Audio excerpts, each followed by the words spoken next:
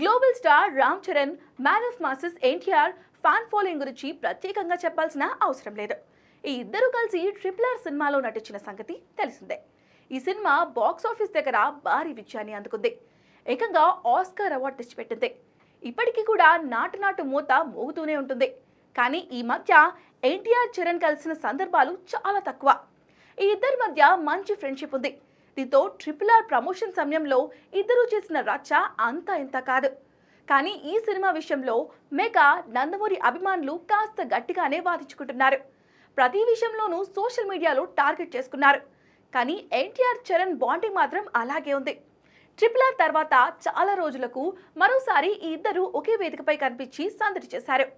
లండన్లోని ప్రతిష్టాత్మక royal Albert హాల్లో RRR లైవ్ కాన్సర్ట్ నిర్వహించగా ఈ వేడుకకు ఎన్టీఆర్, రామ్ చరణ్, రాజమౌళి, మ్యూజిక్ డైరెక్టర్ కీరవాణి హాజరయ్యారు.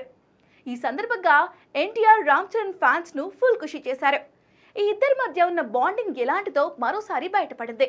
మే 20న ఎన్టీఆర్ బర్త్డే ఉండగా స్టేజ్ మీదనే చరణ్ అడ్వాన్స్ బర్త్డే విషెస్ చెప్పడంతో పాటు అందరితోనూ చెప్పించాడు.